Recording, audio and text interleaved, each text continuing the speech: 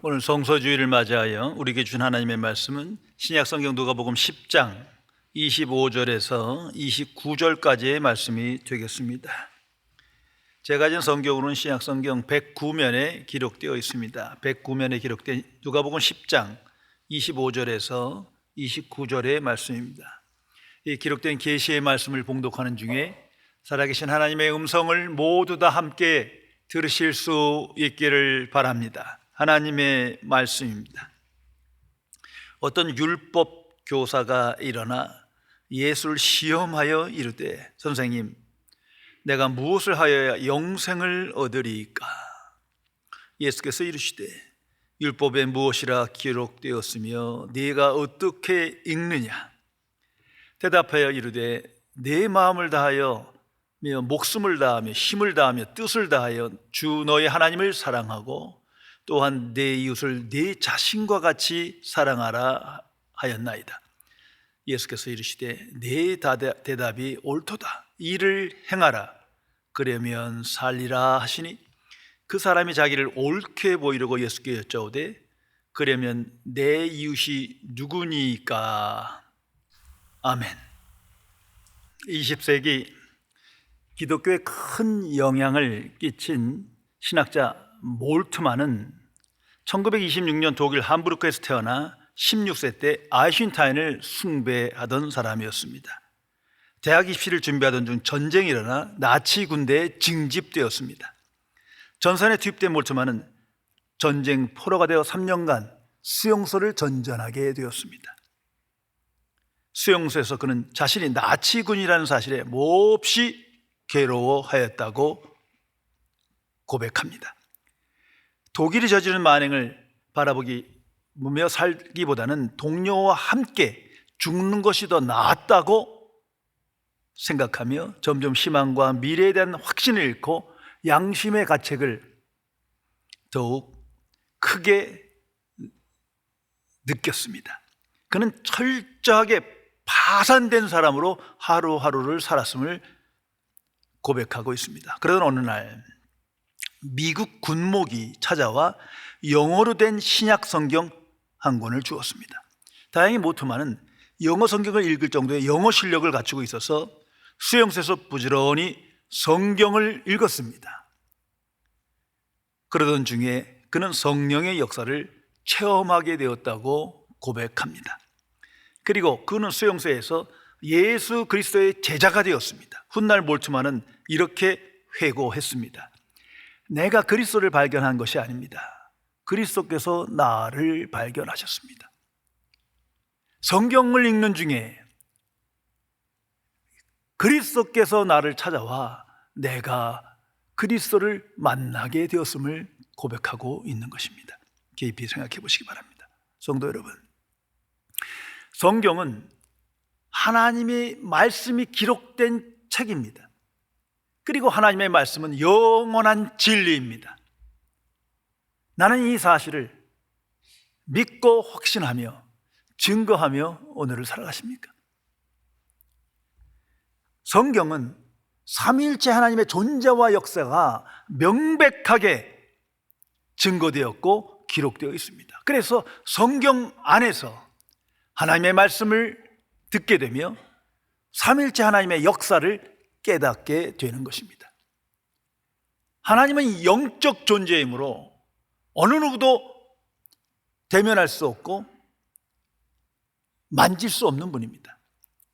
그러나 그 하나님은 알 수 있고 영적으로 만날 수 있는 분입니다.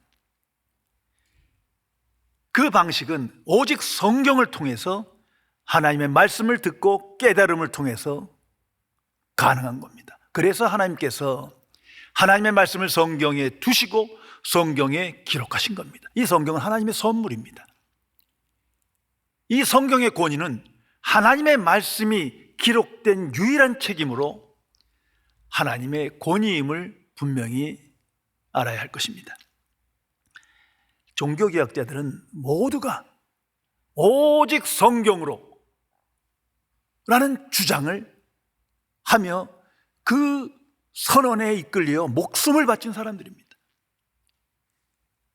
하나님의 말씀으로 돌아가야 한다. 오직 성경으로 돌아가야 한다. 외쳤습니다. 그 위에 기독교가 시작된 겁니다.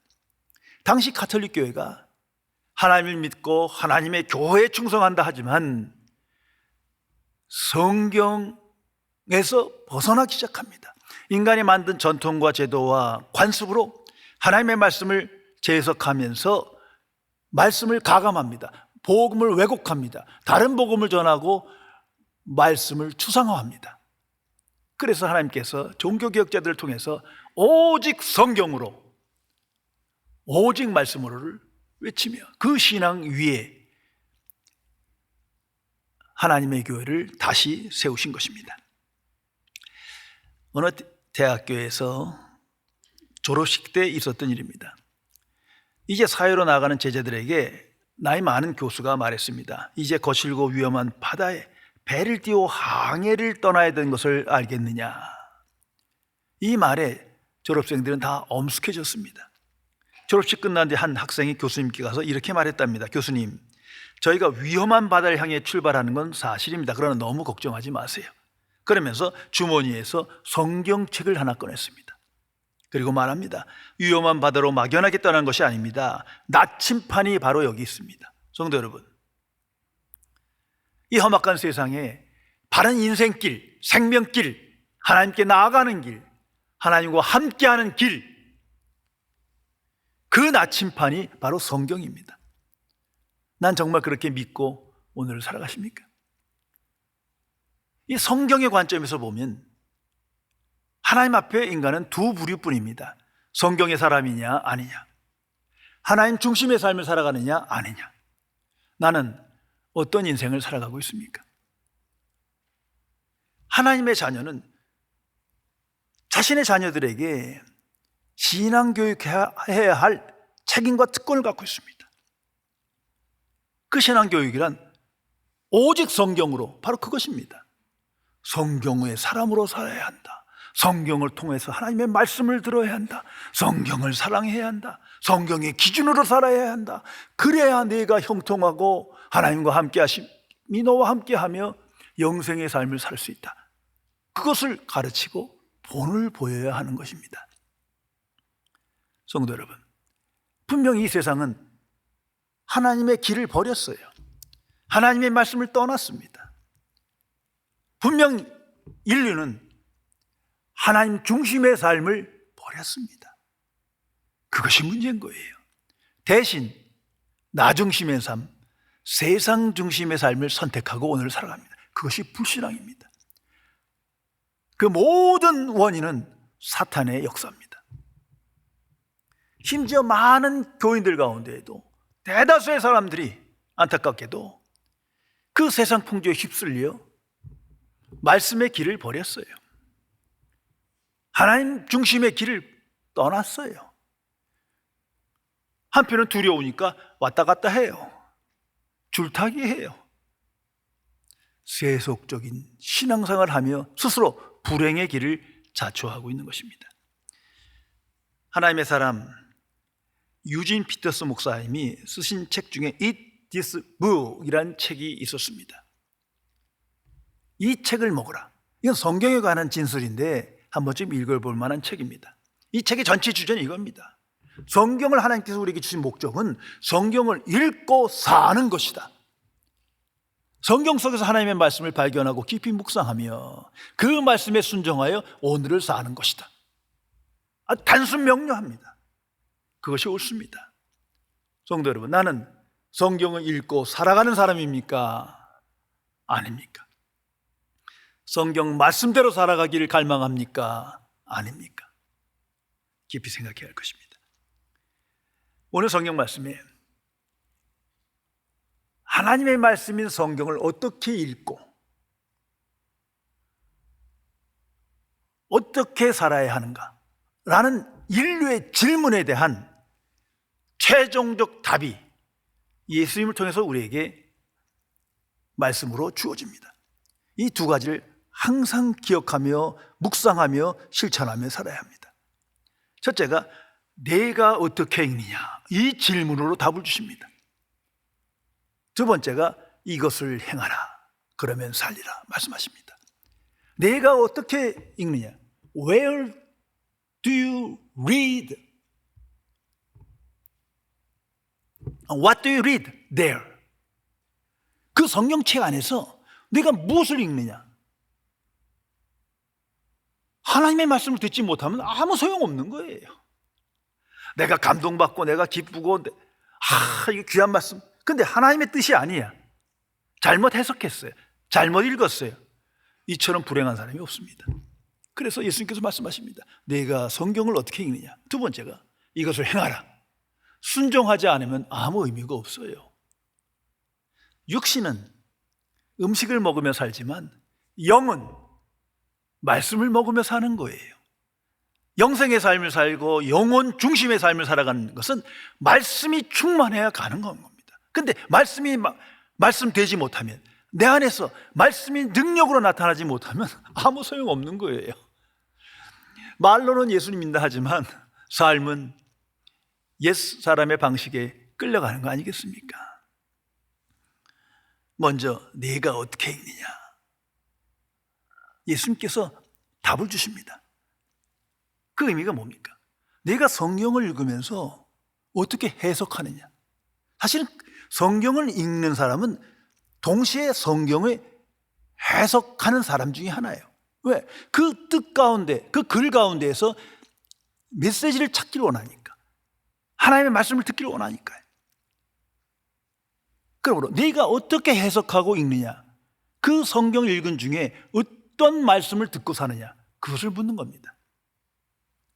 성도 여러분, 이 말씀의 의미가 참으로 중요합니다. 왜냐하면 우리는 순종이, 하나님께 순종함이 가장 큰 덕이라 하지만 사실은 순종보다 더 큰 것이 있어요. 더 중요한 것. 그것은 바로 하나님의 말씀을 듣는 겁니다. 바르게 들어야 돼. 성경을 바르게 해석해야 돼. 말씀을 잘못 해석하고 성경을 읽는데 분별력이 없어서 제멋대로 해석하고 메시지를 듣지 못하면 이거보다 큰 낭패가 없어요. 그래서 성경은 유대인들의 역사가, 하나님과 유대인들의 관계의 이야기가 가득 차 있습니다. 그 전체가 주는 경고가 뭡니까? 유대인들 성경을 읽었고 성경대로 살라고 애쓴 사람이에요.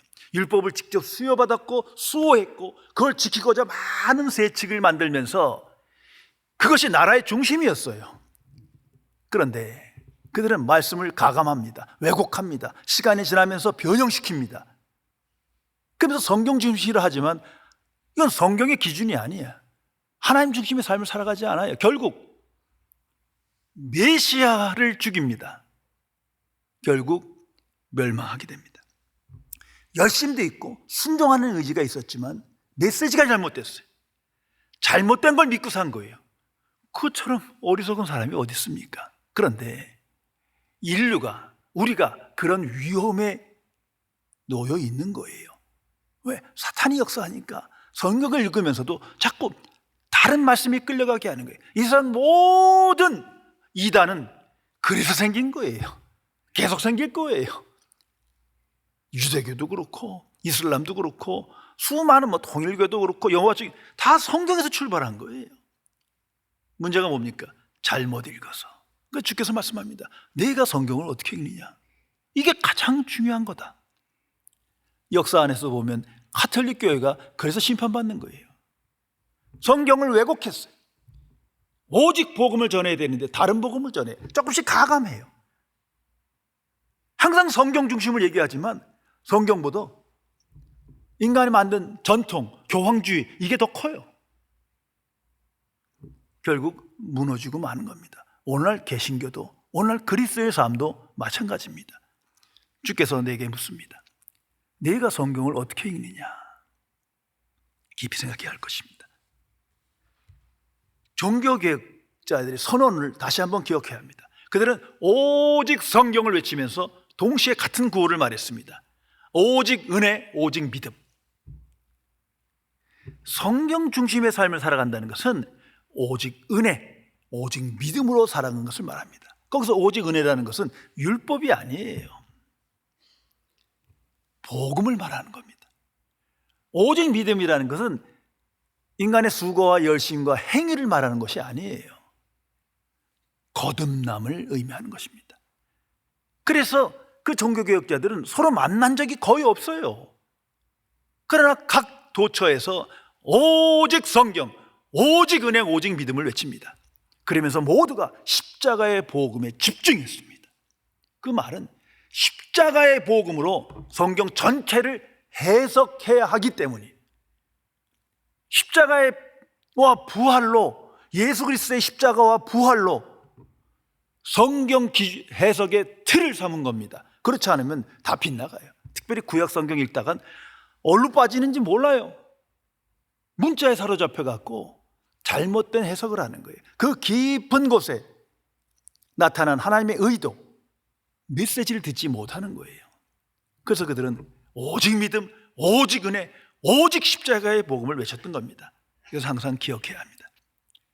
성경을 읽고 성경 공부하고 성경을 연구하고 참으로 훌륭한 일입니다. 그러나 그것보다 중요한 건 그 행위가 문제가 아니라 어떤 메시지를 들었냐가 가장 중요한 거예요. 정말 하나님의 말씀을 들었느냐가 중요한 거예요. 내가 잘못된 메시지 불려서 나는 믿습니다 하면 그건 무상숭배하는 거예요. 아무 의미가 없는 겁니다. 그래서 주께서 묻습니다. 오늘도 내게 묻습니다.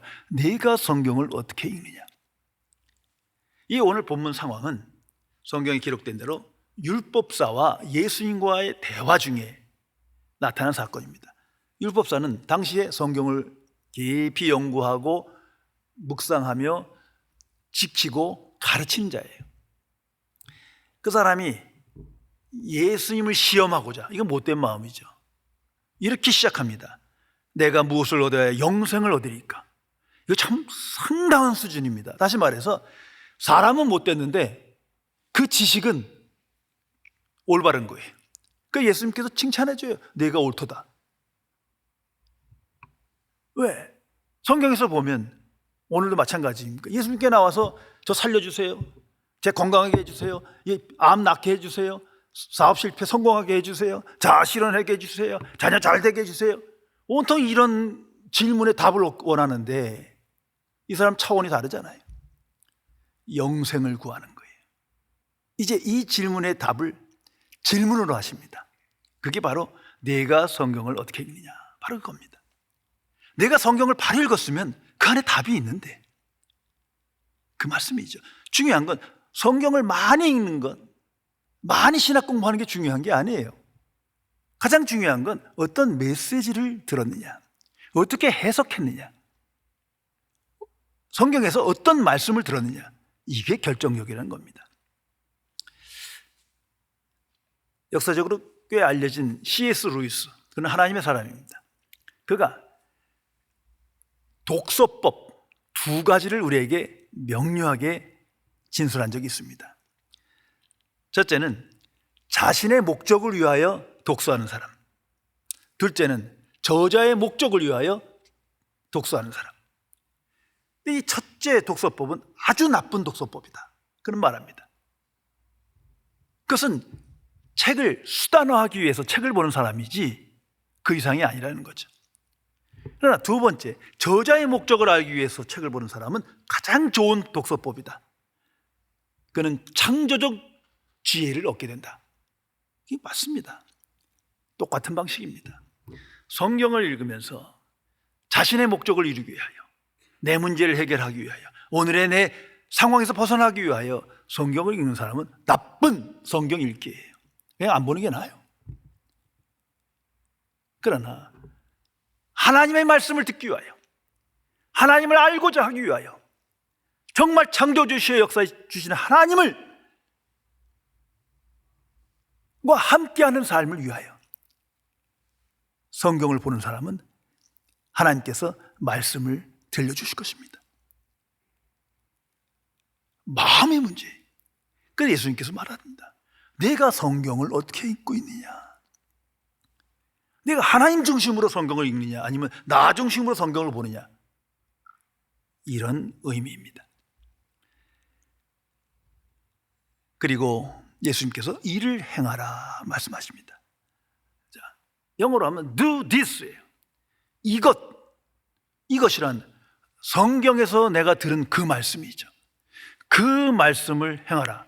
그리하면 살리라. 말씀을 깨달음으로 하나님의 자녀 되는 거 아닙니다. 말씀을 깨닫는다고 머리만 크고 생각만 많아지지, 가르치려고만 들지 아무 소용없어요. 삶의 변화가 나타나지 않습니다. 실천해야, 그 말씀을 내 삶에 적용해야 말씀의 지혜와 능력과 복을 누리게 됩니다. 다시 말씀드린다면 인간의 영혼은 말씀으로 사는 거예요. 그 예수님께서 말씀으로 살리라 말씀하지 않습니까? 오늘도 이것을 행하라. 그러면 살리라. Do this and you will live. 내가 성경에서 들은 말씀을 행하라. 말씀을 순종하라. 그러면 하나님과 함께하며 형통한 삶을 살며 복 있는 인생을 살게 될 것이다 말씀하시는 겁니다. 한마디로 성경을 읽을 때 순종하는 마음을 갖고 읽어야 된다는 거예요. 하나님의 말씀으로 경외하는 마음으로 읽어야 돼요. 깨닫는 용이 아니야. 지식용이 아니에요. 내 소원을 성취하는 용이 아니에요. 그야말로 하나님을 하나님 되시게 하는, 내가 하나님에 대한 무지함으로 하나님의 말씀을 듣고 하나님과 함께 하기 위하여, 그리고 그 말씀대로 살기 위하여 성경을 읽는 자가 하나님의 자녀인 것입니다. 그래서 오늘 성경 다음에 선한 사마리아의 비유를 예수님께서 말씀하십니다. 자, 선한 사마리아인의 비유, 그 주제가 뭡니까? 누가 이웃을 사랑했느냐 아닙니까? 오늘 밤에 강도 만나서 죽어가는 고통받는 사람이 있어요. 그런데 제사장 레위인은 지나가고 그들이 경멸하고 정죄하는, 무시하는 사마리아인은 그를 도와 치유해 줍니다. 예수께서 묻습니다. 누가 이웃을 사랑한 사람이냐? 누가 말씀대로 실천한 사람이냐? 자비를 행한 자니이다. 너도 이와 같이 행하라. 제사장과 그 레위인은 하나 성경을 연구하고 가르치는 사람이에요. 물론 지키려고 했지만 지금 말씀대로 순종하지 않았어요. 이건 말씀을 추상화한 거예요. 하나님의 말씀으로 듣지도 않은 거예요. 애초에 순종하는 마음이 없었을 수도 있어요. 이건 위선이요 거짓된 종교 생활입니다. 그것을 예수님께서 지적하고 있는 겁니다. 성도 여러분, 하나님의 말씀은 반드시 성취됩니다. 그렇다면 하나님의 자녀가 성경 말씀을 듣고 내게 주신 말씀을 들었을 때, 깨달았을 때 그 말씀을 먼저 적용하고 실천해야 합니다. 그렇지 않으면 그 말씀은 아무 의미가 없어요. 더 나아가서는 그건 하나님을 우상화하는 것과 마찬가지. 하나님은 하나님의 말씀을 통해서 우리를 만나시고 함께 하시는데 우리는 하나님 하면서 말씀을 지켜나가지 않아요. 이미 아는 말씀도 실천하지 않아요. 그리고 회개하지도 않아요. 여기에 문제가 있는 겁니다. 하나님의 말씀은 깨달음을 목적으로 주신 게 아니에요. 깨닫고 듣고 믿음으로 살라고 주신 것입니다. 성경은, 그 성경의 본질은 딱 두 가지입니다. 항상 기억하세요. 하나님의 말씀은 두 차원에서 우리에게 주어집니다. 하나는 율법이요, 두 번째는 복음이에요. 그것뿐이에요. 나머지는 그 해석이요, 그 사건들이에요. 율법은 십계명을 말합니다. 하나님께서 직접 주신 거예요. 이건 하나님의 선물이에요. 그래서 거룩하고 의로운 거예요. 그러나 이 율법의 목적이 있어요. 목적은 두 가지입니다. 첫째는 죄를 깨닫게 하며, 둘째는 하나님의 뜻이 무엇인지 인간으로 하여금 알게 하는 거예요. 다시 말해서 인간을 향한 하나님의 요구예요. 그 율법의 핵심은 오늘 성경에 기록된 대로 온 마음을 다하여 하나님을 사랑하고 내 이웃을 내 몸과 같이 사랑하라, 이 말씀이에요. 참으로 귀한 말씀이죠. 그런데 율법으로는 그 율법을 행할 수가 없어요. 아무리 깨달아도 실천 능력이 없어요. 왜? 목적이 아니기 때문에. 목적이 죄를 깨닫게 하고 하나님의 뜻을 분별하기 위함입니다. 그러므로 어느 누구든지 이 하나님의 뜻을 온전하게 실천할 수가 없어요. 한 번쯤은 하겠지만 일상에서 주가 오시는 그날까지 항상 할 수가 없는 거예요. 한마디로 실천 능력을 상실한 존재인 거예요. 그래서 율법이 주어진 거예요. 죄가 무엇인지 깨닫고 하나님의 뜻이 무엇인지 알도록, 그 깨달음을 통해서 하나님께 돌아오도록 그 목적으로 주신 겁니다. 그런데 이 율법사 보세요. 자기를 옳게 보이려고 내 의신이 누구입니까? 예수님께 묻습니다. 지금 무슨 말이에요? 나는 하나님의 말씀을 지킨 사람입니다. 지금 그걸 내세우고 싶은 거예요. 그런데 그 질문 속에 이미 그는 잘못된 신앙생활을 하고 있는 거예요. 그것을 드러냅니다. 먼저는 이웃간이 틀려 먹었어요. 하나님은 내 이웃을 내 몸같이 사랑하라 하셨는데 그는 유대인만 내 이웃이요, 유대인 아닌 사람들은 내 이웃이 아니야. 더욱이 내 가까운 사람만 내 이웃이야. 또한 당시에 고통받고 억압받는 사람들은 내 이웃이 아니에요. 그냥 끼리끼리만 내 이웃이에요. 그리고 자기는 이웃을 사랑했다. 지금 이렇게 착각하고 살아가는, 그러면서 자신을 옳게 보이라고 자기 의의를 나타내고자 예수님께 내 이웃이 누구입니까? 질문하는 거예요. 얼마나 위선 덩어리입니까? 그런데 자신이 누군지를 몰라. 자기의 의에 빠져서, 이게 무서운 사탄의 유혹이요, 함정입니다. 성도 여러분, 이 율법서만 그런 것이 아니라 저나 여러분 모든 인류는 이 위험성 안에서 살아간다는 사실을 항상 기억해야 합니다. 특별히 성경을 가까이 하고 묵상하는 자에게 더욱더 그렇습니다. 그래서 성경은 이 유대인의 삶을 자세하게 진술하고 있는 거예요. 그걸 깨닫게 하기 위해서. 그래서 분명히 알아야 합니다. 그리고 두 번째 차원의 말씀은 복음입니다. 이 복음은 인간이 행할 의무가 아니에요. 하나님이 행하시는 거예요.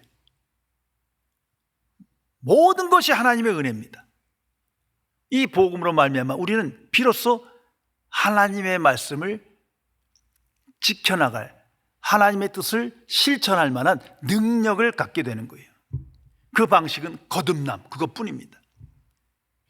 영생을 주시고 영생의 사람 되게 하시고 새 사람 되게 하시어 새 마음으로 이제 하나님의 뜻을 분별하며 그 뜻으로 살아가는 사람으로 변화시킨 거예요. 나의 열심과 능력으로 우리 하나님의 말씀을 절대 지킬 수 없습니다. 이미 다 아시는 거예요. 그걸 직면해야 합니다. 그럼 어떻게 가능하냐? 새 사람 되어야 돼요. 새 마음이 주어져야 돼요. 영생이 내 안에 있어야 돼요. 오직 하나님의 은혜로 말미암아 믿음으로 가능한 겁니다. 그래서 성령의 능력이 내게 임하여야 하고, 성령께서 나를 도와주셔야 하고, 복음의 지혜와 능력이 내게 나타나야 하고, 또한 살아계신 그리스도가 나를 위하여 기도하며 나와 함께 하셔야 비로소 우리는 하나님의 말씀에 순종하게 됩니다. 그 세상에 나아가 다 강하고 담대한 인생을 살아갑니다. 복음의 증인으로 살아갑니다. 그 속에서 하나님을 전심으로 사랑하고 이웃을 내 몸과 같이 살아가는 삶이 시작되는 겁니다. 결코 완성될 수 없는 겁니다. 그러나 마음이 하나님의 뜻 안에 있는 거예요. 그걸 인정하시어 의롭다 하시고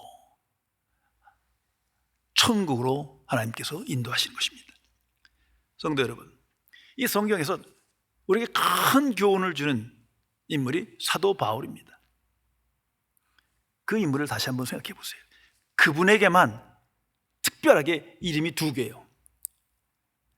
예수 믿기 전에는 사울이에요. 예수 믿은 다음에는 바울이에요. 거듭나기 이전에는 사울이에요. 거듭난 이후에는 바울이에요. 자, 사울, 그는 율법의 사람이에요. 구약 성경의 사람이에요. 구약 성경에 박학한 사람이에요. 천재예요. 거기다 율법을 지키는 사람이에요. 율법을 지키는 의로는 흠이 없는 사람이에요. 성경은 그렇게 기록하고 있습니다. 열심히 있고 하나님의 뜻대로 살기를 원하고 정말 하나님의 말씀을 전파하자고 애쓴 사람이에요. 그러나 그가 예수 믿는 사람을 죽이고 교회를 핍박합니다. 자신이 고백합니다. 나는 괴수 중에 괴수요, 박해자여 있습니다. 왜 이렇게 된 겁니까? 어떻게 구약 성경에 박학하고 하나님의 뜻에 순종한 사람이 갑자기 왜 이렇게 괴물이 된 겁니까?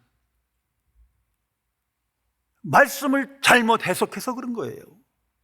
성경을 잘못 해석해서 잘못된 말씀을 붙들고 이것이 하나님께 영광 돌리는 것이다, 이것이 하나님의 자녀다운 삶이다 확신하며 살았기에 어느덧 사탄의 유혹에 빠져서 괴물이 된 겁니다. 그것을 스스로 성경은 고백하고 있습니다. 알려주고 있습니다. 그러나 바울은 누굽니까? 거듭난 사람이에요. 이 사람은 철저히 복음의 사람이에요.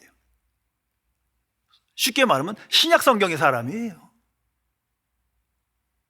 그는 하나님의 복음을 듣고 믿음으로 성령으로 거듭났어요. 살아계신 그리스도를 만났어요. 모든 게 변합니다. 성경에 대한 지식도 해석도 모든 게 변해요. 그야말로 복음의 증인으로 하나님을 사랑하며 이웃을 사랑하는 본이 되는 승리의 삶을 살아가게 됩니다. 이걸 잊어서는 안 됩니다. 성도 여러분, 우리는 항상 성경을 읽고 성경 안에 하나님의 말씀을 듣길 원합니다. 부족하지만 제가 믿고 확신하는 바, 제가 항상 실천하는 바 세 가지만 간략하게 말씀드리고 싶습니다. 첫째가 항상 복음을 묵상해야 합니다. 사도 바울처럼 율법과 구약 성경이 아니에요. 오직 복음을 묵상해야 합니다. 사탄은 그 복음을 자꾸 망각하게 만들 거예요. 복음의 필요성, 절대성, 가치성, 긴급성, 그야말로 복음의 사람이 돼야 합니다. 그것이 먼저예요.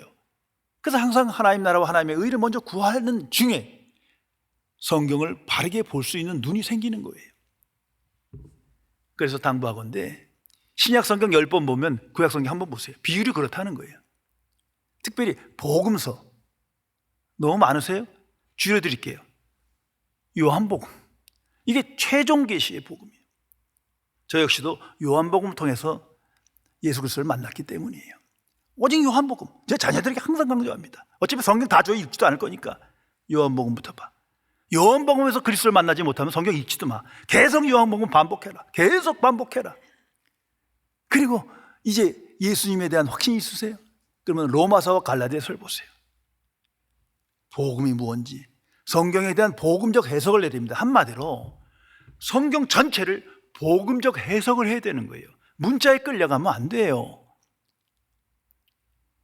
두 번째는 성령께 의존해야 합니다. 성령 충만함을 받아야 하나님의 말씀을 발견하게 됩니다. 성령은 진리의 영으로 하나님의 말씀을 조명해 주시고 계시해 주십니다. 성령의 역사 없이는 누구도 하나님의 말씀을 바로 이해하거나 해석할 수 없다는 사실을 알아야 합니다. 그리고 세 번째가 순종하는 마음입니다. 오늘 성경에도 우리 성식이도 읽었잖아요. 주여 내게 말씀을 가르치셔서 내가 끝까지 지키리이다, 이 마음이어야 돼. 말씀하셔서 전심으로 지키리이다, 이 마음으로 성경을 읽어야지. 많이 읽는 게 중요하지 않아요. 한 말씀을 봐도 이 말씀을 꼭 지키고자 합니다. 이 말씀을 안에서 하나님의 말씀을 들려주세요. 이렇게 돼야 되는 거죠. 정말 순종하는 마음으로 읽을 때 하나님께서 긍휼히 여기시어 말씀을 들려주실 것입니다. 그리고 말씀을 실천하는, 적용하는 때도 하나님의 방식이 필요합니다. 최소한 세 가지를 저는 권면드리고 싶습니다. 첫째는 복음을 항상 묵상해야 돼요. 사도 바울처럼. 나 복음 다 알아, 예수님 다 알아, 하나님 나라 다 알아. 복음을 떠나서는 실천이 되지 않아요. 복음으로 말미암아 복음의 능력이 나타나야 하나님의 뜻을 실천할 능력을 갖게 됩니다. 항상 하나님의 복음을 우선해야 합니다.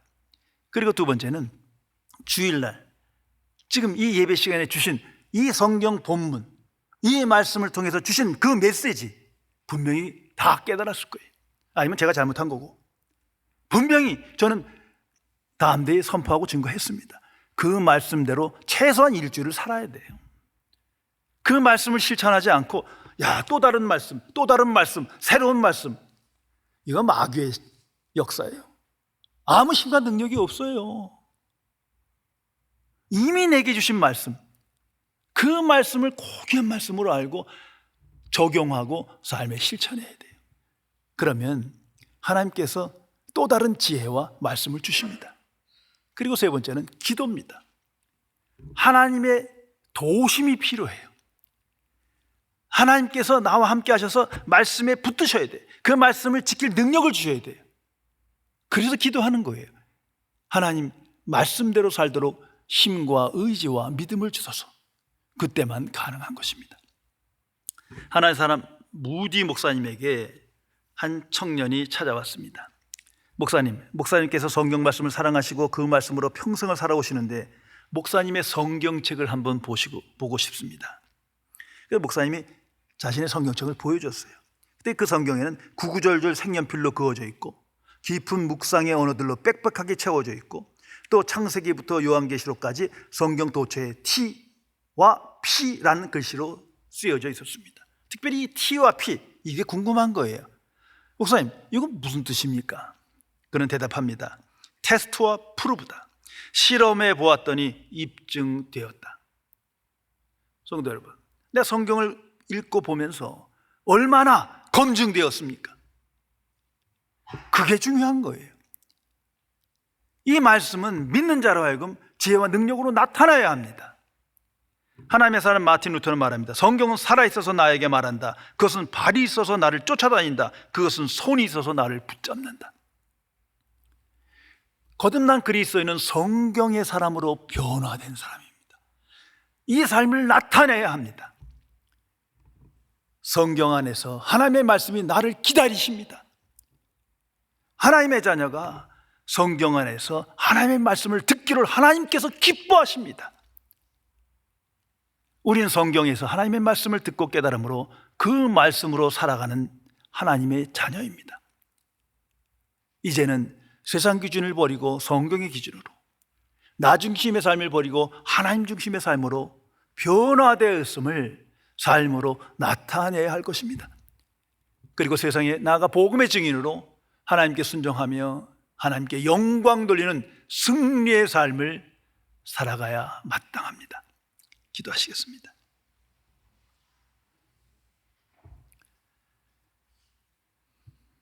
전지전능하신 은혜 하나님, 오직 하나님의 복음을 듣고 믿음으로 하나님의 은혜로 말미암아 하나님의 자녀 되었건만 아직도 그 복음이 기록된 성경에 집중하지 못하고 성경 말씀을 사랑하지 못하고 성경 말씀을 상고하지 아니하여 무엇보다도 들은 말씀을, 이미 주신 하나님의 말씀을 삶에 적용하지 못하고 실천하지 아니하여 옛사람의 본성에 이끌려 맹목적인 신앙생활을 하는 어리석은 죄인을 용서하여 주옵소서.